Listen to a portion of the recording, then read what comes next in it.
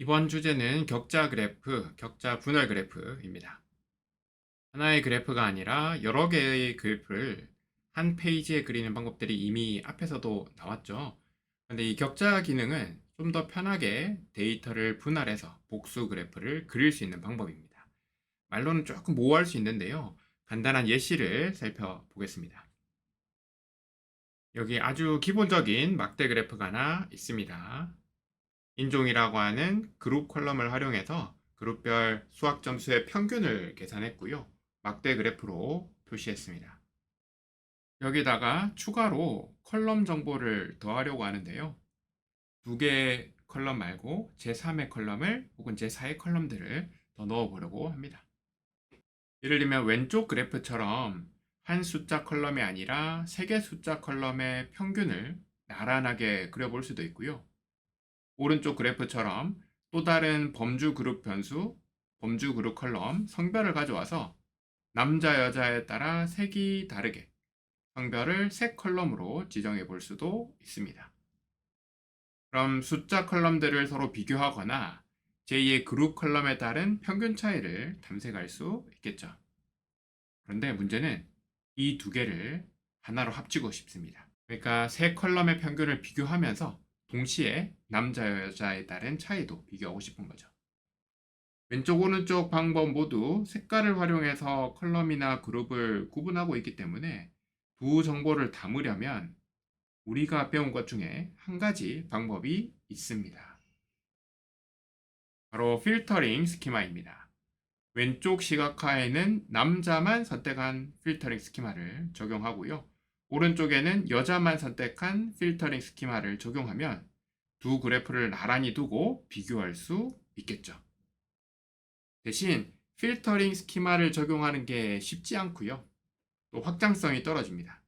만약에 남자, 여자가 아니라 예를 들어서 1월부터 12월까지 12개의 그룹을 쓰게 되면 필터링 스키마를 12개를 만들어야 하거든요. 그런데 이럴 때 격자, 트렐리스 기능을 쓸 수 있습니다. 다른 데이터 분석 도구에서는 facet이라고 부르기도 하는데요. 이 그래프 분할 기능을 활용하면 손쉽게 하나의 그래프를 여러 개로 분할할 수 있고 확장성도 좋습니다. 지금 눈으로 살펴본 예제를요, 그대로 스파파이어에서 한번 쭉 실행해 보면서 격자 기능이 어떤 역할을 하는지 한번 살펴보시죠. 스파파이어로 왔고요. 데이터를 불러올 텐데요. 학생들의 성적 데이터 불러오겠습니다.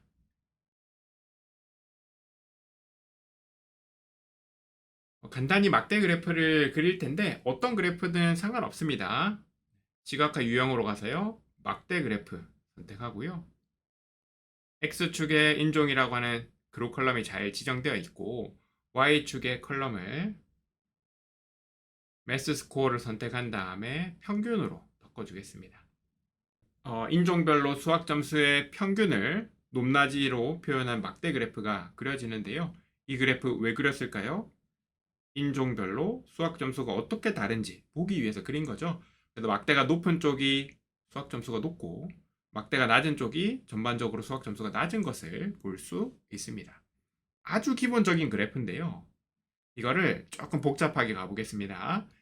여기다가 바로 그리면 이게 너무 복잡해지니까 페이지를 복제해서 활용하겠습니다.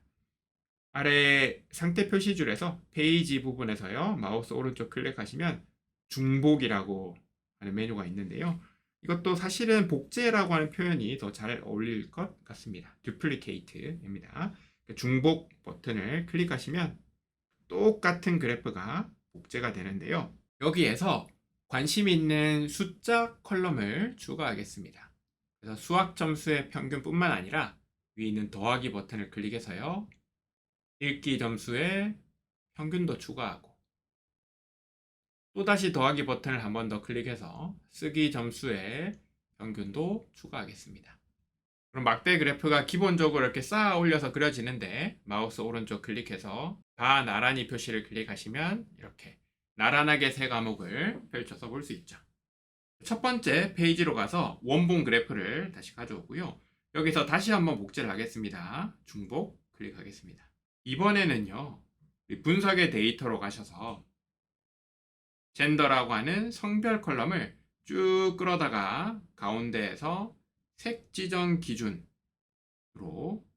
놓겠습니다. 그럼 남자, 여자에 따라서 색깔이 다르게 지정되면서 막대 그래프가 바뀌는 걸 볼 수 있고요.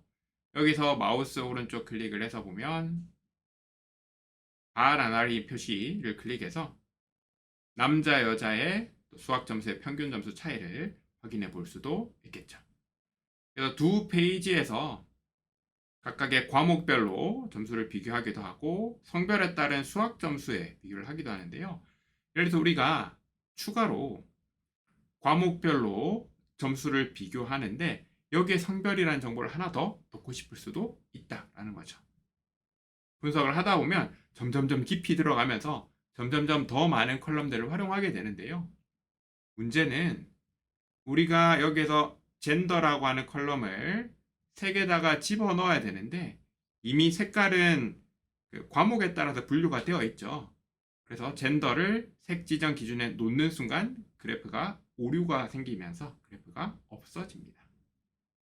컨트롤 Z나 실행 취소 눌러서 되돌리겠습니다. 그래서 이런 상황에서 우리가 배운 것 기준으로 쓸 수 있는 방법이요. 바로 필터링 스키마다라는 거예요. 지금 이 세 과목이 있는 막대 그래프를 복제를 하겠습니다. 중복을 누르고요. 여기에서 다시 그래프에서 제가 마우스 오른쪽 클릭을 해서 중복 시각화 부분을 클릭하겠습니다. 똑같은 그래프가 두 개로 중복이 되죠. 그리고 옆으로 좀 펼쳐주고요. 이 상태에서 필터링 스키마를 한번 써볼 건데요. 먼저 필터링 스키마를 만들어 보겠습니다.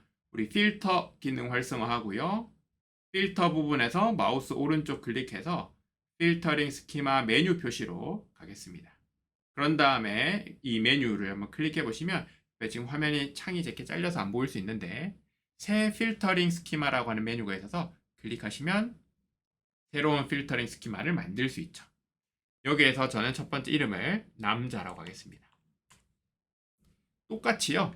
새로운 필터링 스키마를 하나 더 만들어서 여자라고 하겠습니다. 그러면 지금 여자라는 필터링 스키마가 선택이 되어 있으니까 아래쪽에 젠더의 체크박스에서 남자를 체크 해제하고요. 그 다음에 이 필터링 스키마를 선택하겠습니다. 남자를 선택하신 다음에 반대로 female의 체크를 해제해서 남자만 선택하겠습니다. 왼쪽에 있는 그래프들을 보시면 지금 계속해서 똑같이 바뀌고 있는 걸 볼 수 있는데요. 여기에서 첫 번째 그래프에서 마우스 오른쪽 클릭하신 다음에 속성으로 가서요. 두 번째 데이터 탭으로 가셔서 아래쪽으로 내려온 다음에 필터링을 사용해서 데이터 제한 부분에서 원래 있던 것 해제하고요. 남자를 선택하면 됩니다. 반대로 두 번째 그래프에서는 마우스 오른쪽 클릭하신 다음에 속성으로 가서 역시 데이터에서 좀 아래로 내려서요. 현재 필터링은 체크 해제하고 아래쪽에 있는 여자를 선택하면 되겠죠. 그러면 왼쪽 그래프는 남자의 그래프, 오른쪽 그래프는 여자의 그래프가 되면서 성별에 따른 세 과목 점수의 차이를 비교를 해볼 수도 있겠죠. 어떠신가요? 가능은 하지만 상당히 과정이 복잡하죠. 특히 필터링 스키마, 필터라는 걸 바꾸는 것 자체가, 그리고 그래프마다 스키마를 적용하는 것 자체가 상당히 큰 일입니다. 그런데 이런 작업들은 우리가 분석에서 많이 활용한단 말이죠. 그래서 만들어 놓은 게 이 격자라는 기능입니다. 이 이전 그래프 있죠? 세 과목의 점수가 계산되어 있는 이 막대 그래프로 한번 온 다음에요. 여기서 분석의 데이터를 열겠습니다. 그런 다음 젠더라는 컬럼을 선택해서 클릭한 다음에 끌어다가 넣을 건데요. 가운데로 가보시면 X축 아니고요. Y축도 아닙니다. 색 지정에다가 놓으면 오류가 발생하죠. 그 옆으로 보시면 격자와 관련된 세 가지 항목이 이렇게 등장하는 걸 볼 수 있습니다. 첫 번째 격자에서는 세로 격자라는 표현이 보이죠. 그러니까 그래프를 위아래로 젠더에 따라 분리를 하겠다라는 거고요. 두 번째 것은 가로로 양옆으로 젠더에 따라서 그래프를 나란하게 그리겠다라는 의미를 가지고요. 세 번째 것은 지금은 아니지만 나중에 혹시라도 그룹의 수준, 그룹의 개수가 많은 어떤 컬럼이 들어왔을 때 얘를 뭐랄까요, 행렬 형태로 보여주겠다라는 의미를 가지고 있습니다. 지금은 나란하게 두 번째 격자를 한번 선택해서 젠더라는 컬럼을 놓겠습니다. 그러면 이렇게요, 그래프에서 위쪽에 여기 띠가 하나 생기는 걸 볼 수 있습니다. female이라고 하는 이름, 오른쪽에 male이라는 이름이 보이시죠? 그리고 오른쪽에 범례 영역에 보면 격자 표시라는 메뉴가 생기면서 젠더가 들어가 있는 걸 볼 수 있습니다. 그러면 우리가 앞에서 두 개의 필터링 스키마를 활용한 그래프와 정보가 동일한 그래프를 이렇게 손쉽게 그려볼 수 있다라는 거죠. 손쉬울 뿐만 아니라 이 기능을 써야 되는 이유가 있는데요. 여러분, 이 필터링 스키마를 쓴 따로따로 그린 그래프는 좀 문제가 있는 게, 혹시라도 제가 남자라고 하는 부분에서 수학 점수라든가 읽기 점수 같은 이런 조건을 바꿔보면요, 왼쪽에 있는 남자 그래프만 바뀝니다. 업데이트가 되는데, 그 과정에서 문제가 되는 게 Y축을 한번 집중해서 보시면요, 계속해서 축이 바뀌죠. 축의 스케일이 바뀌는 문제가 생깁니다. 스케일이 바뀌면 양옆에 있는 그래프를 비교하기가 어렵거든요. 그럼 우리가 따로 또 별도로 들어가서 메뉴로 가가지고요, 직접 시작값 같은 것들, 그 다음에 끝값 같은 것들, 최소값, 최대값을 지정해줘야 되는 문제가 생깁니다. 그런데 이 분할 기능을 썼을 때는요, 어차피 지금 하나의 그래프에서, 하나의 축에서 그래프가 그려져 있기 때문에 우리가 추가로 어떤 필터를 적용하든 양옆에 있는 그래프가 같이 움직이는 것을 볼 수 있죠. 그래서 분할 그래프는 보고서에 넣기에는 사실은 좀 정보가 좀 많습니다.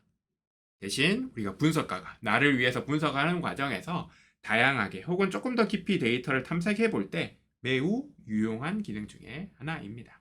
다른 분석 도구들에서도 많이 쓰고 있는 기능이고요. 참고로 우리 이 필터 부분에서도 변수 끌어놓기가 되죠. 지금 끌어다가 예를 들어서 지금 가로로 양옆으로는 성별로 나눠져 있는데, 앞쪽에 보시면 세로로 나누는 부분 있죠. 여기다가 놓으시면 세로로는 부모의 교육 수준에 따라서 한 번 더 나누는 것도 가능합니다. 물론 점점점 그래프가 복잡해지면서 이걸 인식하고 해석하기가 더 어려워지긴 하는데요, 이런 방법도 가능하다라는 거 말씀드립니다. 이 격자와 관련된 거는 우리 그래프의 오른쪽, 마우스 오른쪽 클릭하신 다음에 속성으로 가보시면 아래쪽에 격자 표시라는 탭이 있어서요, 여기서도 지정하는 게 가능합니다.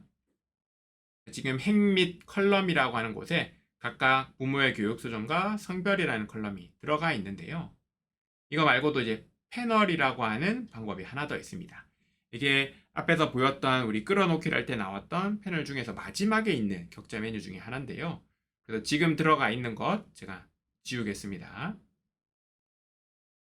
여기서 제거하셔도 되고, 혹은 격자 표시에 있는 이 컬럼 이름을 끌어다가 X표 위에다가 두셔도 됩니다.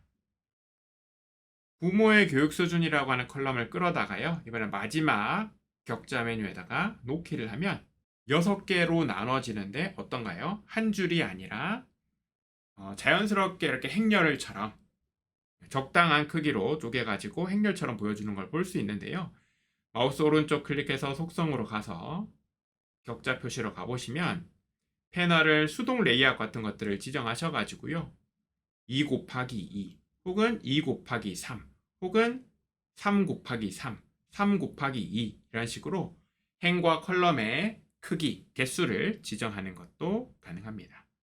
혹시라도 우리가 그룹의 개수가 많은 컬럼을 활용해서 분할을 할 때는 이 패널이라고 하는 기능을 쓰시면 되고요. 이게 너무 많다 보면 복잡할 수도 있고 혹은 너무 단순할 때도 있는데, 수동 레이아웃 부분에서 행수와 컬럼수를 지정하시면 눈에 보기 편한 형태로 격자 그래프를 그릴 수 있습니다. 그럼 간단히 실습하고 넘어가겠습니다. 교통사고 데이터를 불러오고요, 사고 일시를 활용해서 막대 그래프를 그릴 건데 연도별로 작성하겠습니다. 사고 일시와 같은 날짜 컬럼들은 날짜의 주기를 설정할 수 있죠. 연도로 설정하시면 되고요. 가해자 운전 성별을 색 지정 기준으로 한번 설정해 보시고요. 그 이후에 시군구라는 컬럼을 격자 컬럼으로 지정해 보시죠.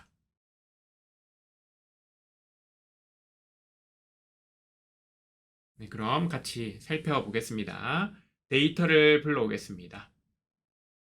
서울교통사고 데이터 불러오고요. 따로 설정은 하지 않겠습니다.